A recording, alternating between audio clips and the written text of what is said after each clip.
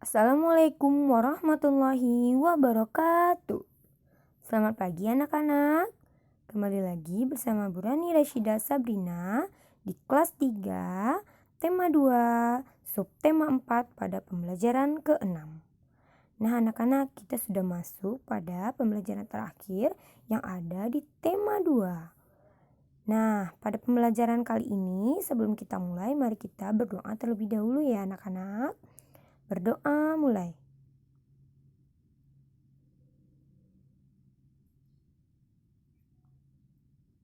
Doa selesai. Nah, permainan peran. Cobalah memainkan peran sesuai dengan cerita yang telah kamu buat pada pertemuan sebelumnya. Nah, anak-anak, karena pertemuan sebelumnya kita tidak membuat permainan peran, maka kita lanjutkan ya pembelajaran kita sampai ke bawahnya. Namun jika kita sudah bermain peran, kita akan membahas tentang bagaimana perasaan kita setelah bermain peran. Kira-kira bagaimana perasaan anak ibu jika bermain peran? Tentunya akan senang ya anak-anak. Dan anak-anak ibu akan diminta menceritakan bagian cerita yang disukai dan bagian yang tidak disukai. Kemudian menggambarkan kembali cerita yang anak ibu buat dalam sebuah gambar sederhana. Nah, kita akan mempelajari tentang manfaatnya dalam permainan peran ini. Nah, dalam permainan peran tentu anak-anak ibu punya kelompok tentunya ya.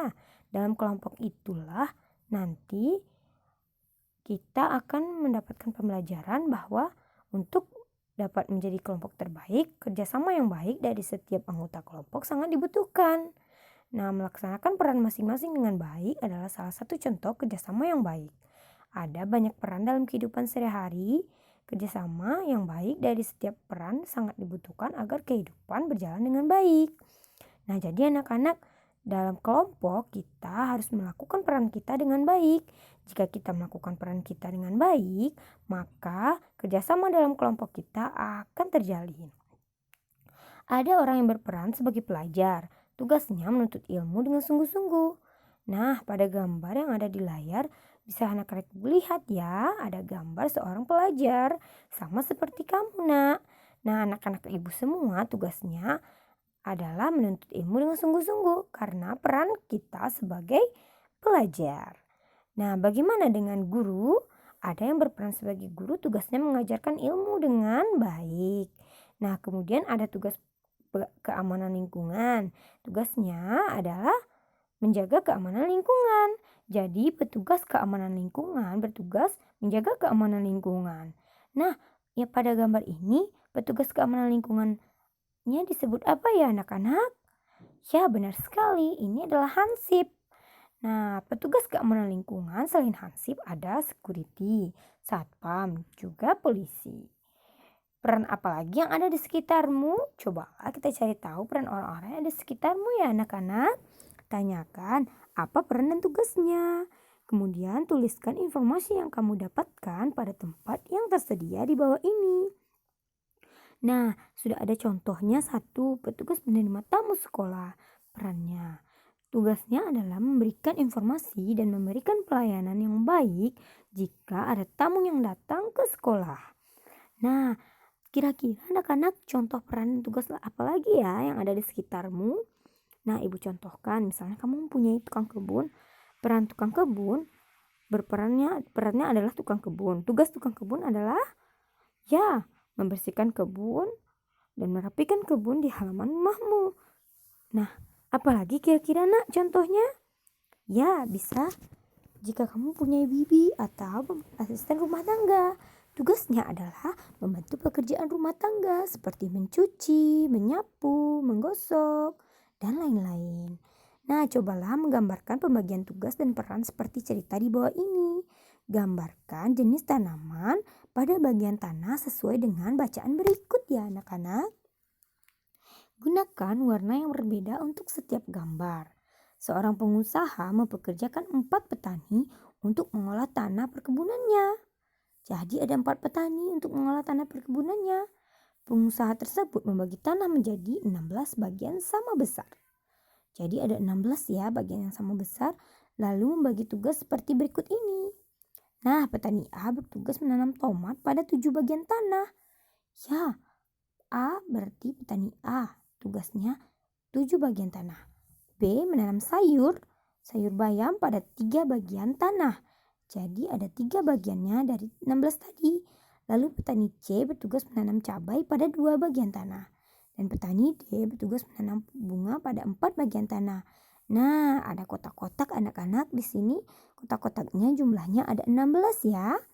Jadi tugasnya kamu warnai sesuai dengan banyak bagian. Misalkan petani A kamu warnai dengan merah. Ada 7 bagian tanah. Berarti 7 bagian tanah itu diwarnai dengan warna merah. Begitu juga dengan petani B. Tugasnya adalah menanam sayur bayam pada 3 bagian tanah. Kita berikan 3 bagian tanah dengan berwarna, ya boleh berwarna hijau atau warna lainnya. Ya ini menurut kreasi anak-anak ibu ya.